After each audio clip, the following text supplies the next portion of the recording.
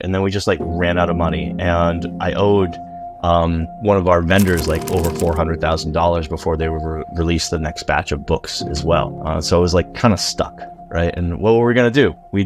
Tell the rest of the backers that, sorry, we're just bankrupt, we can't deliver your product. Joe, I want to start this episode with one of your most recent posts on LinkedIn. It starts with, in 2016, my balance sheet was negative $400,000 and no VC would touch me. But just 4 years later, you climbed out of the hole and sold Rocketbook, a reusable notebook company, for over $40 million. To understand that journey, I think early context is important. So can you take me back to what you were doing before Rocketbook and how you came across the idea for making a reusable notebook? Yeah, when I was, I spent most of my career in technology, first as an engineer and then over on the enterprise sales side, always like technology that I was selling into businesses, right, as opposed to consumer technology. But as an engineer, as a salesperson, I was a notebook person. I was a whiteboard person. Even though I had technology, I really gravitated to those media in terms of like jotting down or sharing ideas. And I even remember really taking a flight to Seattle just because I was, as an engineer, partnered with Microsoft on a project we were working on. And I just like felt like I had to get in the room with a whiteboard with these other engineers. And something online wasn't good, wasn't gonna cut it. So that just kind of got my interest in solving a problem around like whiteboards. And that's actually what I started to solve first. And I started working on a project that I called Rocketboard at the time, which was all about just being able to share an ordinary whiteboard, just your markers, just your whiteboard, no electronics except your smartphone, and be able to sort of turn that into something that feels like a Zoom experience with your whiteboard. It went pretty high one day on Product Hunt. It went to like number 2 when it was listed, and I got like 20,000 email signups for it. But the problem was it didn't really work well in its first iteration. There was a lot of image enhancement and streaming going on, and it was its first version, so I was churning users, and this was just something I was for a while just doing on the side. But I was like running out of money, waiting for this thing to create like product market fit, right? And I was like, how can I use this app I've built to actually like make some money before I have to, throw in the towel? And at one point I had quit my job and been focused on this. And then I was like, focus a short runway based on how much savings I had. I just had a few $100,000 in the bank, and I was spending on developers to help me build this too. And then that started to become like pretty close to nothing. When I was like, how can I actually take this technology and do something with it? I just like took a walk, took some space away from what I was building. And after just a few days of just thinking and like, I literally just like woke up with the idea of like a notebook. So I had built an app that did some scanning of a whiteboard. Why not scan paper and make like a scanning app? And then I thought, how can I make it really a special notebook so that the paper, the pages itself, maybe had some special markings on it, right? Because at the time I was in love with the idea of crowdfunding, and I knew I wanted to be able to sell a physical product that people could buy on crowdfunding. And maybe that's something that, I could, maybe raise $100,000 on crowdfunding if I came up with a cool project, and then be able to go back to Rocketboard, right? So that's where I was. And so I was like, all right, if I take a notebook and I build my own scanning app for it, but it does some special stuff, maybe I'll have like some special like markings down at the bottom of the page here. And if you mark it and then scan it in, it'll instantly send it to somewhere where you've preset like your math folder notes inside of Dropbox, or some email address based on these 7 markings on the bottom of the page. And that was the first idea that I had that would make it a proprietary notebook that worked with a proprietary scanning application. And then from there, I was thinking like, how could I, make this even a more badass notebook? So, through the years, doing things like OCR and character recognition, auto titling your pages, et cetera, doing more things with your handwritten notes was the name of the game. But I really just had the idea for just proprietary markings on a page in Notebook. I was thinking maybe now that I'm scanning it in, I could wipe it down like a whiteboard. So I was looking at whiteboard technology, just to be able to, make your notebook like a whiteboard. And I thought that that would be the first thing that I'd launch. And I went, Jason Calacanis, who's well known for, now for the All In podcast and, a lot of startup stuff. He was having a launch festival and he invited me. Basically, I got an invite to launch this product on stage at his launch festival. And as I was demoing it to him and to some VCs at Sequoia who were just like helping him out during some rehearsals for the big event, he asked me, or they asked me, what's going on with the notebook? Is it gonna, you're gonna have like new versions of it? I said, yeah, I think maybe we'll launch one where you wipe it off. Another one, we've got other innovations for the notebook coming. And he said, stop right there. Like, who the fuck do you think you are? Do you think you're the Elon Musk of notebooks? Like, don't be vague, right? So a venture capitalist asked you about your roadmap. And I said, okay, well, one of the ideas I have is that I've figured out a way to make this notebook such that when you want to erase it all, you can actually just put it in the microwave for like a minute and it'll all erase and you can reuse that notebook over and over. And he was just like, stop. That's the only cool thing you said all day. Like, that has to be your product. You're not allowed on my stage unless that's like your product. So just make that your product and announce it, in a couple weeks when you go on stage. And I went back to an Airbnb I was staying in with my friend Jake at the time. And I said, I think we could make this. He wasn't even officially my co-founder at the time, but he was like, I think we could do it. If we launch a crowdfunding campaign, which we were going to do right on when we're on stage, and we just give ourselves a lot of time, we can figure out how to really make this notebook. Because I had already figured out the prototypes of it, just making it safely and doing it at scale and things like that, and properly testing it was going to be a trick.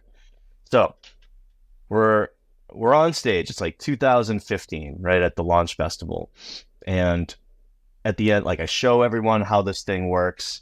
You put it in the microwave, it all erases. People are like, are you kidding me? This is crazy, right? It's just a paper and pen notebook, but it all erases in the microwave. And I tell everyone, now, who here wants a Rocketbook? And I get people to raise their hands. I'm like, great. You can buy it now or pre-order yours now on Indiegogo. Go get it. And then Jason kind of made a noise. Like, he did not think that that was a cool thing to do, like to use the stage to launch a crowdfunding campaign, I think. But so be it. We did it. We pulled it off. I think, that day we got like somewhere like $2,000 worth of pre-orders. The next day, maybe another $3,000. And we're like, that's pretty cool.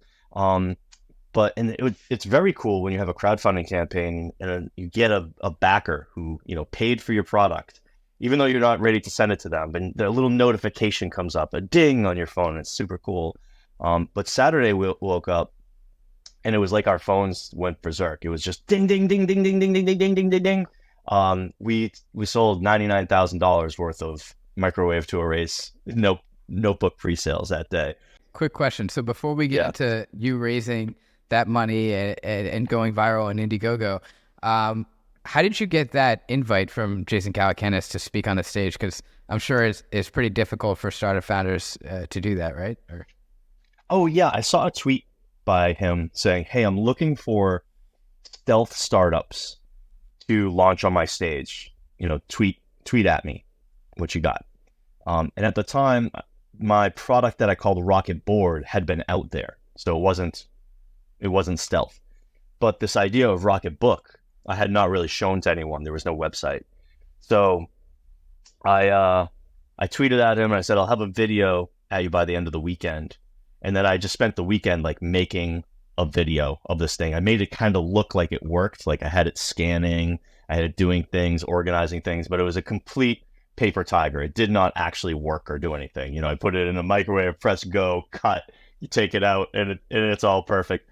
Etc. Right? Or maybe there wasn't a microwave in the video, but like the app looked like it worked. It was a complete, just a video, MVP. And he's like, perfect. This is great. You're in. I love it. He's like, I've tried to get my team to use Live Scribes. I've tried to get them to use other note-taking apparatus. If you can make this work as a product, I'd like to see this work like happen in the world.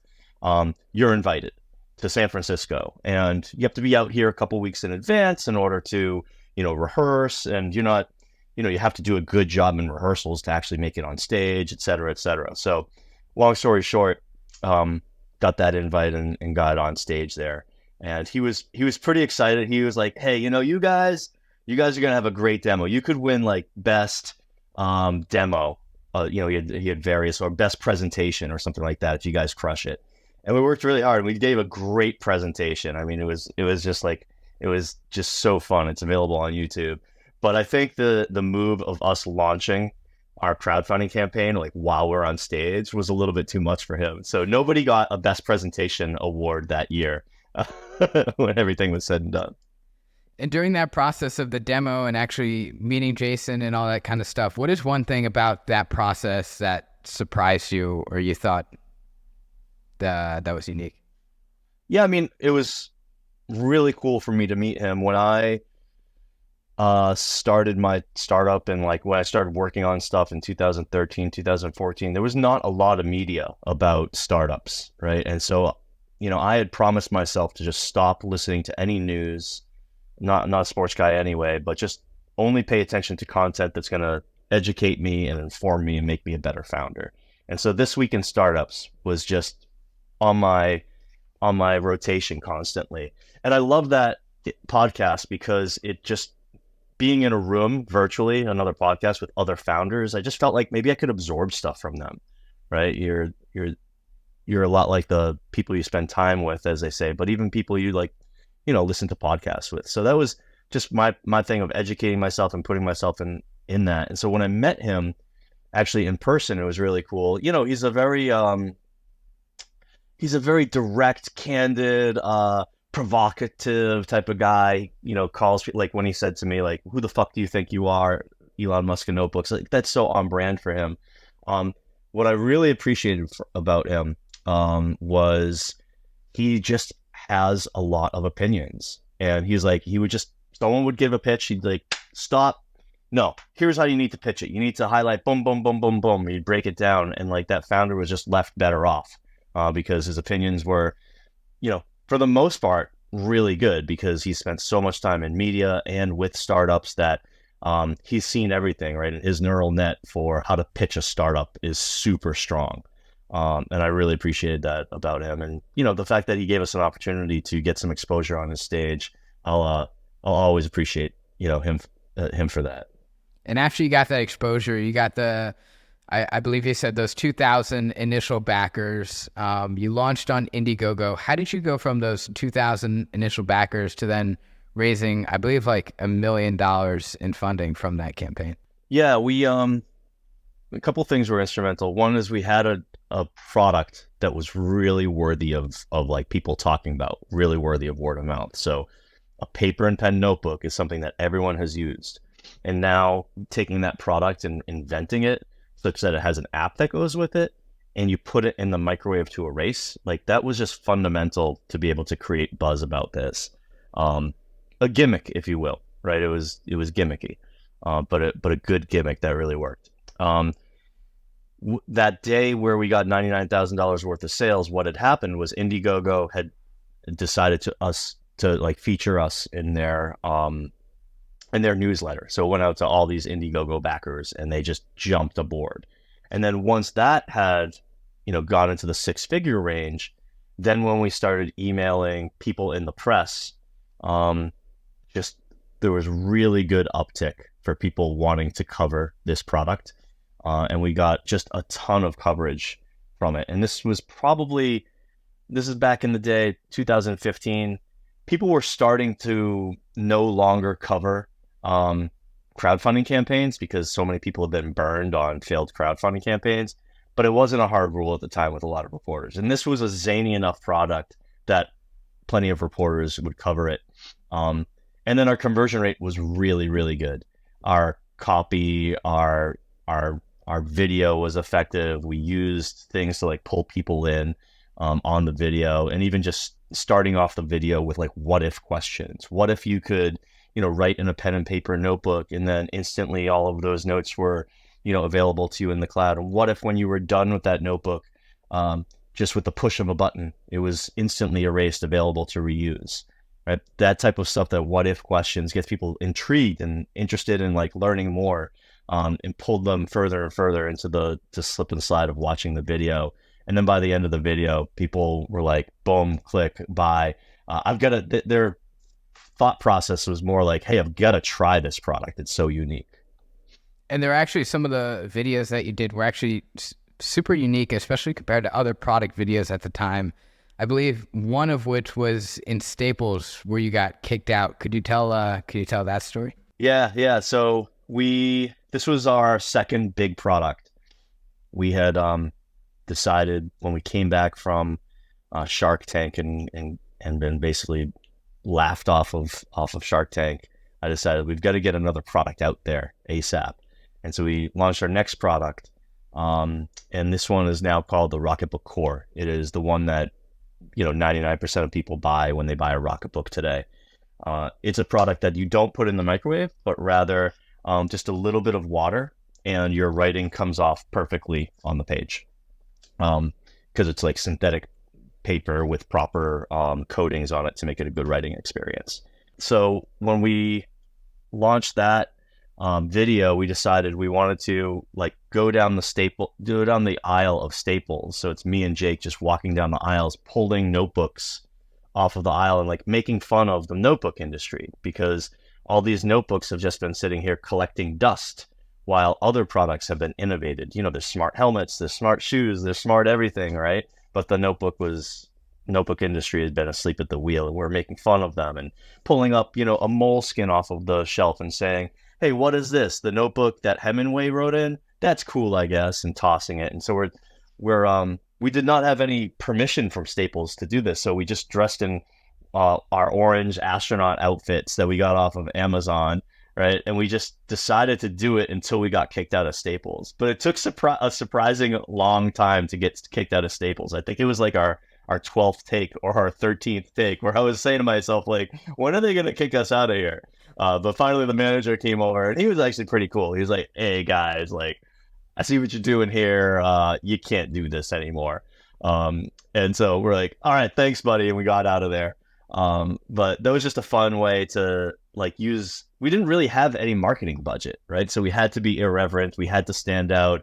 We had to capture people in the first 10 seconds of the video. And we thought a good way to do that would be like two dudes in sunglasses in an astronaut outfit throwing notebooks around the notebook aisle of Staples was a good start, right? And then we got into like, we made people chuckle, and then boom, hit them with what the product actually does when they're open, and they think that these guys at least can entertain them, and maybe enough to listen to what we have to say. And then we've thought about the notebook and how to reinvent it. And, then we got great conversion rates off of that. Yeah. And even like you said, the video was low quality, but the script was actually excellent at storytelling. And I think that's sometimes something founders miss, and is that they think they need the best equipment, the best editors. And I think although that could certainly help, it's more like icing to the cake. None of that really matters if the story or the cake really isn't there. I want to get to 2015. In November of 2015, you guys planned to launch the Rocketbook Wave. But when November comes around, the backers were anxiously waiting, and it was still crickets. That's when the heat started to turn up. What happened? Yeah, so you got to imagine we had launched this crowdfunding campaign in March and had given an estimated delivery day of November. We thought that would be plenty of time. We had some work to do to build out the app and complete the app and the scanning process. That was harder than expected, as you can imagine. Building an app, you run into issues and delays and things like that. But that wasn't like a major thing. But the notebook itself and getting it to work reliably in various microwaves was a problem. So the problem there was that if you took a notebook, one of our prototypes, and I put it in your microwave for a minute, maybe it would all the heat to erase ink would all turn clear and everything would work great. But the same notebook in my microwave, it might not erase completely after 1 minute. And if you put it in someone else's, it may burst into flames within a minute, right? Because it's just different power power levels, different hot spots in every microwave. So as we tried everything, and you got to imagine we're trying every combination of paper, every as you can imagine, like every thickness of paper, every coating of paper, every combination of that with different covers. We tried synthetic papers. We tried synthetic papers with silicone covers. Silicone doesn't actually turn warm in the microwave, neither does synthetic. But if we could embed it, the silicone with a little bit of graphite, for example, then it could absorb just the right amount of the energy, and then maybe it would turn everything, and turn everything and get to the right temperature. We tried something called Garolite. Like, we had product development firms we were working with. We were spending a lot of money trying to come up with something that worked fairly reliably. And finally, we found a system that would produce a reasonably effective cost of goods sold. So we sold this thing for, like, I think it was $27, something like that, 25 or $27. Some of the prototypes we made would have had after we were doing development, would have had a cost of goods sold for like over $30. So we would have been bankrupt immediately if we decided to go into that direction, like with something called Garolite that I mentioned. So we had to cross different things off of our list. But I got to give my co-founder Jake a lot of credit, because he came up with a lot of this solution. But just the idea that you could put this thing in the microwave, but if you put in with it and on top of it a little mug of water, what that would do is that water would absorb a lot of the microwaves, and it would just slow everything down, right? And then instead of giving somebody an amount of time, like, hey, after 1 minute, which wouldn't work in some microwaves and would be too hot in others, we said just watch it, and we put a thermochromic logo on it. So when that went from blue to clear, now it was ready to take out of the microwave, right? So now we finally had a universal system that worked with cellulose paper and worked very reliably across, a huge spectrum of microwaves. And then we were ready to ship. And then we were basically had we were able to get about like maybe half of them out, a third or half of them out, until we just like ran out of money completely. And we ran into some problems there, just like fulfilling it, getting it manufactured, and then we just like ran out of money. And I owed one of our vendors like over $400,000 before they would release the next batch of books as well. So I was like kind of stuck, right? And what were we gonna do? We tell the rest of the backers that, sorry, we're just bankrupt, we can't deliver your product. One thing we did to get out of the situation was we went over to Kickstarter, and we started a new Kickstarter over there. And we almost got kicked off of Kickstarter for doing this. So what we did was, all of the rewards was the same product. You would get for $27 a Rocketbook Wave. But the project that we were funding was some integrations with Slack, with Dropbox, things that we didn't have integrations for before. And fortunately, thank God, that thing raised just enough money to like get us out of the hole. So we were able to deliver on that crowdfunding campaign and use the profits of it to fund the stuff that we like couldn't ship. And we just squeaked out of bankruptcy. It was like so close. And we were able to ship everyone their books, thank God. And during that delay in November, how were backers responding to it? What was the feedback you were getting from them?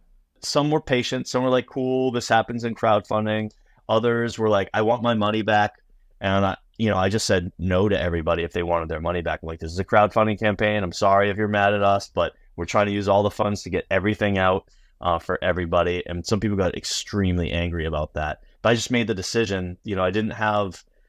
I would have liked to have said, oh, customer service comes first, and I need to take care of my customers. And if someone asks for a refund, give it to them. But I didn't want to start like a run on the bank and actually have it jeopardize the whole project and give a few people a refund, and therefore jeopardize giving everyone else their product, right? My job was to get this product out, even if people are pissed at me along the way. That was what I decided.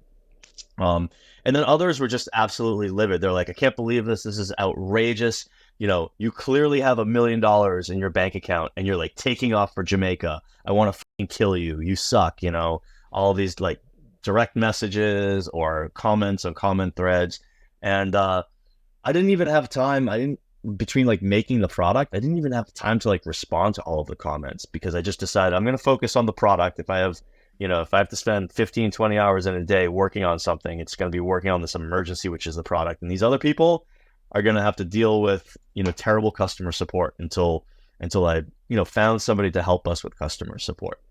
So yeah, they were some of them were super, super angry. And then others, they don't care at all, right? They spent $27 on something many months ago and they didn't notice. But the people who are vocal, they want to catch your attention. So they'll say things that like, they'll accuse you of being a scammer, so that you'll respond, right? Probably. But it was getting like death threats basically.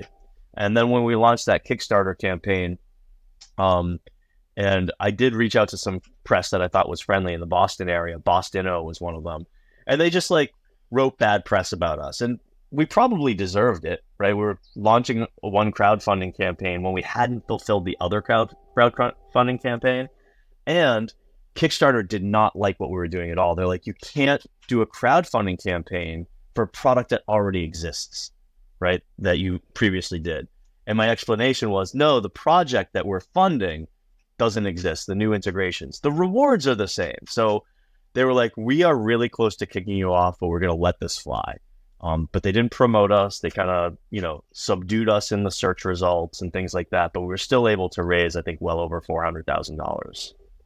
And so you were receiving these death threats, being called a scammer, while in reality, you and the Rocketbook team were on the other end, putting out fires almost literally. Literally. And everything was on the line to get product out to backers. Did that impact what you were feeling at the time and your emotional health? Yeah, definitely. My emotional health was at a really low point. I was at a point where I was like taking Adderall during the day to like keep going, right? And then at night, like late at night, I'd come home and have some drinks to be able to calm myself out. That was a really terrible pattern.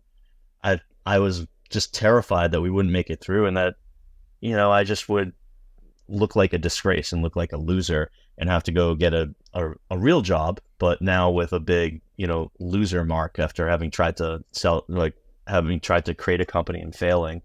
And I was like, just suicidal thoughts came up, right? I mean, I'm not saying I was on the brink of suicide, but it was one of the few times in my life where like these intrusive suicidal thoughts were in my head at times. And I remember I would often go to other crowdfunding campaigns that were struggling and read the comments on their project, which were terrible, which were mean and terrible and horrible. And it would give me solace to know that I wasn't the only one. Everyone else out there was struggling in a similar way for the most part. And then I do remember when we got most of them out, like 90% of them out, and we were no longer bankrupt. That was an amazing feeling. But we still had people messaging us from time to time who had like problems with the product. Sometimes it would not burst into flames in their microwave, but maybe get a little brown, right? And we'd have to ship them a new one. Sorry about that. Be careful next time. Things like that. When we came up with our next product, which with the crowdfunding campaign, we called it the Everlast, but now there are some trademark issues, so it's now called the Rocketbook Core. That did not go in the microwave, and it worked really well. Like the erasing of the ink worked very, very well, and it is a very highly rated product to this day on Amazon, elsewhere. And that was a gigantic relief to me that our main product was no longer something that somebody could put in the microwave and potentially like burn down their house or something like that, right? So if you could give like one piece of advice to yourself during that dark time, what would you say?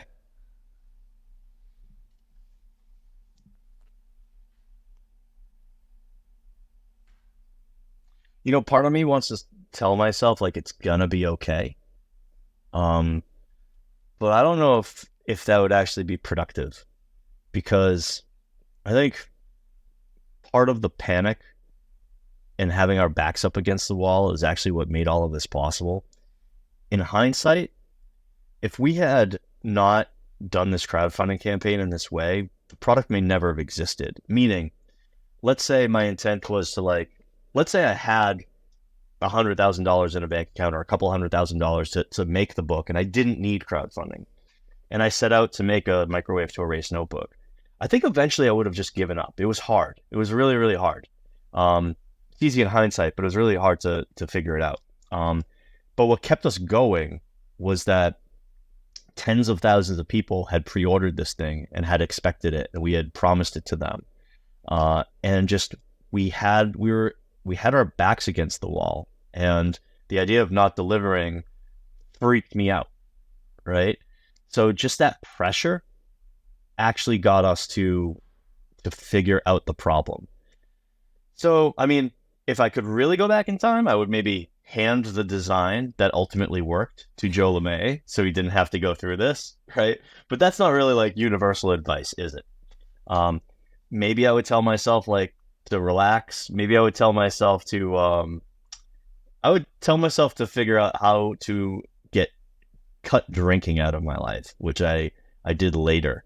But I've definitely used it as a crutch, and in healthy and unhealthy ways. And I think it's been something that I don't abstain from it completely anymore. Like I'm not a total 100% sober, but I keep my distance from it now. Whereas before it was a daily part of my life and part of my a coping mechanism. And that was not something that was serving me at all, even though I thought I needed it.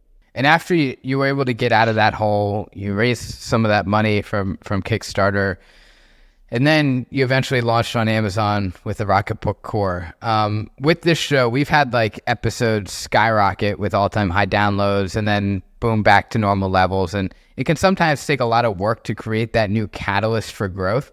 And some companies just never can. What were some of the things that you did to continue growing sales and revenue after those campaigns? Yeah. Good question.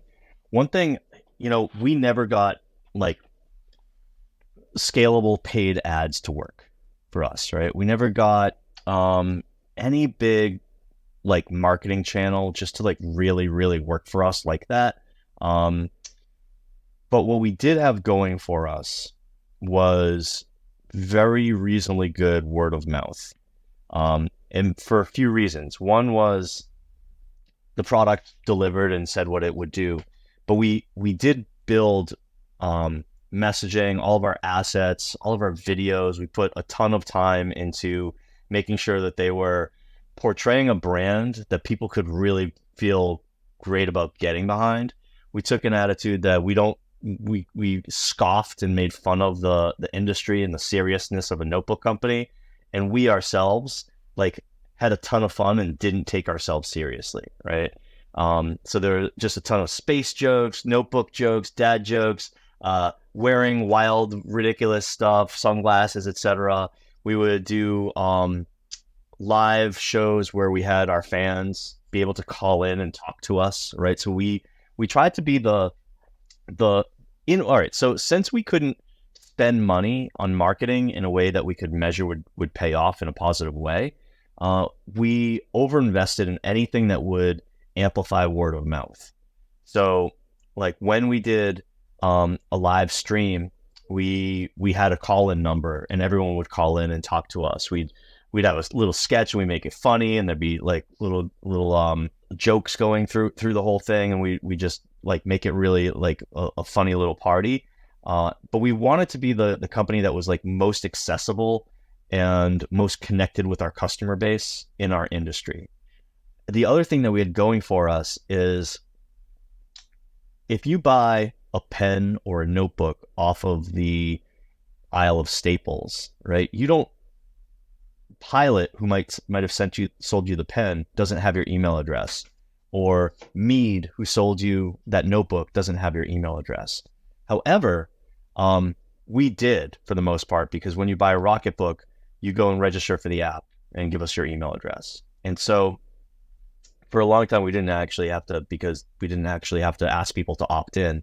But we started delivering, email to them, and we just made sure that those emails were awesome. They were not just talking about the product, which they were, but not just that. And we were really trying to make them fun and funny and engaging. We had really great open rates. When we created media, like social videos and things like that, we decided we're not really using organic social to find new customers. My idea was we're going to build a content engine in-house and do it to amplify word of mouth. So our existing customers may now be recommending us to 2 or 3 of their friends, right? Let's put content out there, and so that our existing customers see it. And now they're just more likely to make that 2 or 3, like 5 or 6 friends, because we're just in their brain a little bit more, and we're entertaining them and telling them how to get the most out of the product, right?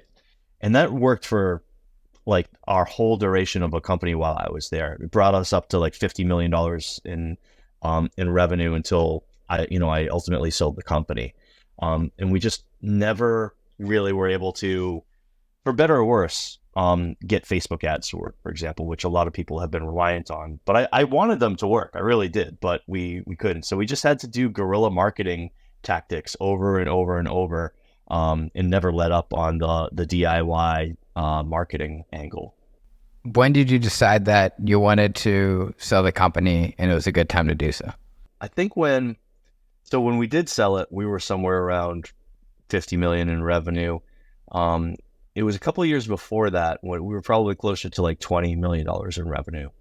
And I had a conversation with Jake about, it was my co-founder, and we discussed it, and we both agreed that like we at least want to see what we could get for this company, right? And begin that process, because maybe we want to sell it now, or maybe we want to sell it 5 years from now. I don't think we're gonna put ourselves in a disservice to like test the market right now. So our lawyer, our corporate lawyer, was also a really experienced M&A lawyer, and we asked him for some recommendations for bankers, investment bankers who are basically like brokers for your business. Like real estate agent is for houses, as an investment banker is for your business. And we interviewed a bunch of them. And they said, this is what we think you should be able to sell your company for. We agreed to go with one of them and bring the company to market. And what they do is they have a huge email list of family offices and private equity, and then more that they develop of strategic buyers that they then get in touch with and send like a teaser out to, that an NDA might go out to get more information, et cetera, et cetera. And we got a few interested parties. But it was really, that's sort of how it worked out. And we really thought like, hey, we've heard of companies who turned down offers and like really regretted it. So why don't we at least see what the market will bear? Fortunately, through the whole process, which took at least a couple of years to actually turn into a sale, we just kept growing and growing and growing. So then by the time somebody got really interested in it, it was life-changing money for us, where it just felt like we couldn't say no to such a big acquisition for us, because we raised very little money for the company. We took some money from Techstars, but they were all just convertible notes and common shares. We never raised any VC money. We did it at a time like well after we were solvent. We didn't really need it. It was just kind of part of the Techstars accelerator program. So I still go around like saying that we bootstrapped the company, because we really did in spirit. But we took about $100,000 in equity and sold it for what was ultimately over $50 million. So. And when you sold for over 50 million, was BIC, the company you sold it to, was that the highest offer, or? BIC, there were other comparably high offers, but they all had different facets to them. But it was like among the highest offer, right? It was like maybe the highest or second highest, right? But others were interesting too. So it's hard to say, because there was one, for example, that offered to buy 49% of our company, and we would continue to run it for a while. And they put some money into it, and then we would go for a much larger acquisition down the road, where the investor and us would maybe 5 years then later sell it, right? So it was hard to say whether that one was more or less, because it had a higher valuation but a lower liquidity now. things like that. So yeah, ultimately the company that put what was to us the most attractive offer was the deal terms, being able to get liquidity for all of it and exit completely. We decided that was important to us. And that we didn't want to, go another 10 years. And they also like made it clear that they could be a good home to the company, right? That they would take the company and do smart things with it that we could be, proud of. And they had, they have a gigantic stationery line, a Bic pen, is a well-known household item, right? You mentioned why you eventually went with Bic, but what are some of the things in that M&A process that you learned about selling a business and getting acquired and stuff like that? Yeah. Oh boy. So quite a bit. Sometimes like your previous agreements that you do when you're a young scrappy founder that you don't pay a lot of attention to, can really be tricky when it comes to M&A. When it comes to like, due diligence and getting over the line. I'll give you an example of what was tricky for us. We had every Rocketbook right now, and before is sold with a friction pen by Pilot, right? And Pilot is technically a competitor of the people who we were selling our company to. And a Rocketbook really doesn't work with anything but a Pilot pen, and they've got some good patents around that. At least in the US, right? So it's not like we could say we don't need Pilot anymore, right? We really needed them to sell our product. In fact, that was one of the reasons I was interested in selling the company, because if Pilot ever decided like we're not going to sell you our pen anymore, our company would like essentially evaporate. It was a big point of risk. But it also became an issue in our acquisition, as you can imagine, because we had a supplier agreement with them that said we have the right to like basically refuse depending on like if you get acquired, right? And but sort of the game theory didn't work out that it really Pilot should like cancel our contract, right? But they didn't like us getting acquired by Bic. They didn't love it. And they didn't make a bid on. They could have made a bid on the company, but they didn't. And it just took forever for them to approve of the sale of our company, so that our supplier agreement would transfer over to Rocketbook once owned by Bic. I mean, forever. Like they weren't taking my meetings. They wouldn't talk about it. Months and months and months and months would go by. We're working on other parts of the deal. We're making progress. Why is Pilot not answering us about this, etc.?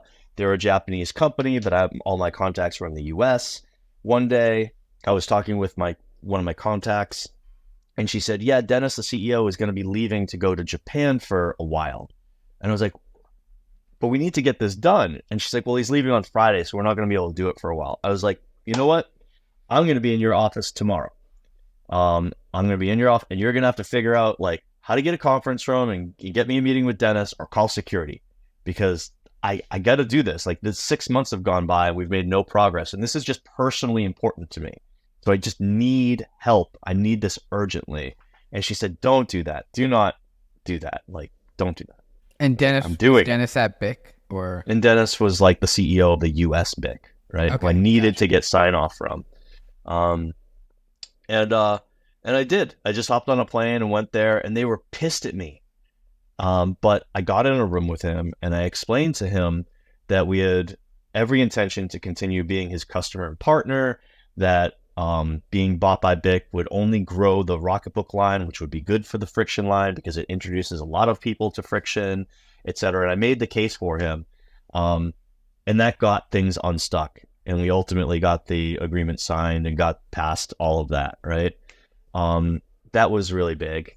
I would say another thing I've learned through selling a company is sometimes you think as a small company selling to a larger company, you don't have a lot of leverage, but I learned that I did have a fair amount of leverage, and there were some times to kind of test that as well. One is that, basically we had an LOI on the table and then COVID happened, right?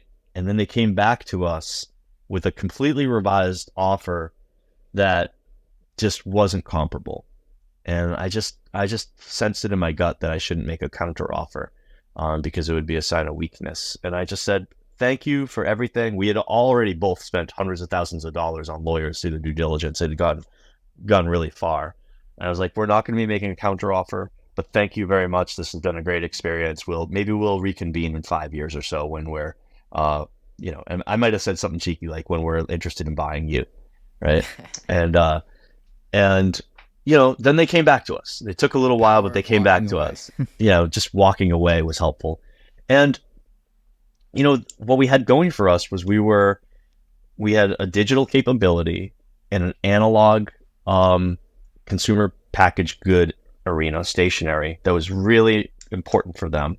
And we were very profitable. And what they had looked at a lot of digital writing companies that were just not profitable, but we stood out. And so I knew that we had that leverage.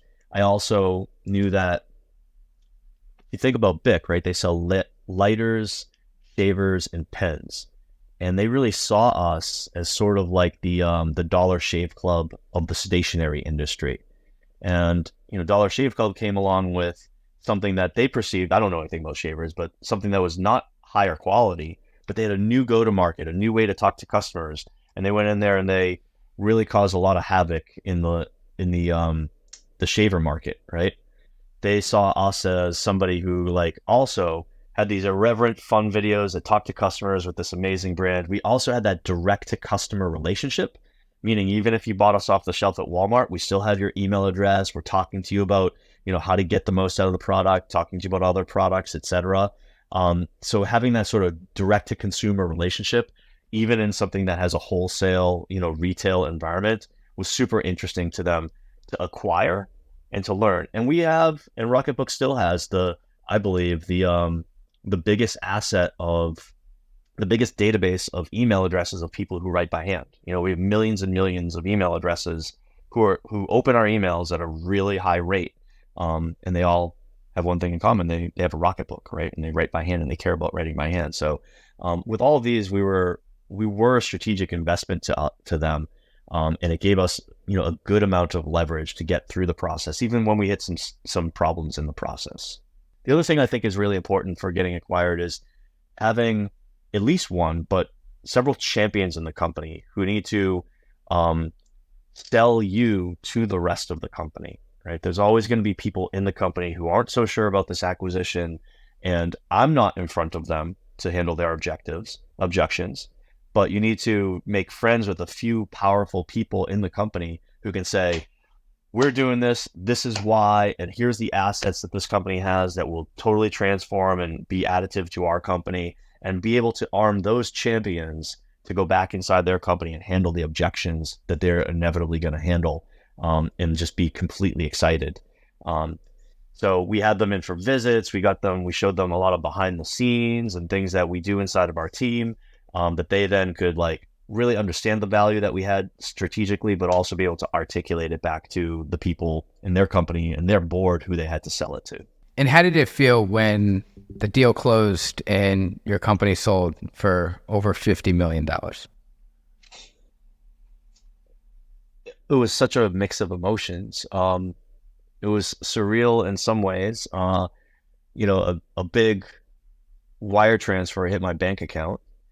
We were still kind of in COVID, right? It was December 2020, so it was still kind of COVID year, right? So couldn't plan any crazy big trips or anything like that. But also I had, earnouts on the line too. And I was on board for another 2.25 years to be able to hit these earnouts for me and my employees. And so I felt, still very much buckled in.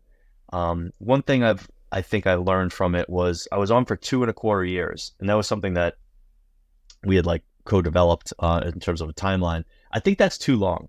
I think if a founder is going to exit the company, I think it probably should be done in about a year, something like that. I think having somebody who's on for 2.5 years, and then I got checked out. I wasn't up for it anymore. I wasn't incentivized to think big and think long term. And if we got somebody in there a year earlier and they started taking the reins from me earlier, I think it would have been a better transition. It would have been better for me personally, for Joe, It would have been better for the employees. It would have been better for the acquirer as well. And I think maybe that's something that Bick learned too. But it's something that I learned. I think a 1 year earnout period is plenty. Anything longer than that, unless you really want to stay on for a long, long time, and that's what the founder's true intention is. I think 1 year, that's it. Do the transition and hand it over to somebody who's incentivized to really push this thing for 5 years. And one closing question that we like to wrap each episode up with. What's the best piece of advice you've ever received? Well, I remember somebody just saying to me, like, look, man, you're gonna work hard no matter what you do. You better just be good. Like, just go put that extra 1% in every day to be a little bit better than everybody else. And it's gonna pay off. And if you don't, you're still gonna have the same struggles and the same difficulties in your career and work. You might as well kick ass. And I just remember somebody telling that to me, and it really stuck with me. And sometimes when I want to get off my desk and I'm like, maybe I can get one more thing done today, and be the 1% better Joe, that helps to drive me. Awesome. Well, thank you very much, Joe, for taking the time to join the episode. We'll have a link to Rocketbook in the episode description. If you want, take a look, check it out. I love their books. But thank you very much, Joe. I appreciate it. Cool. People can find me on LinkedIn. I'm pretty active on there.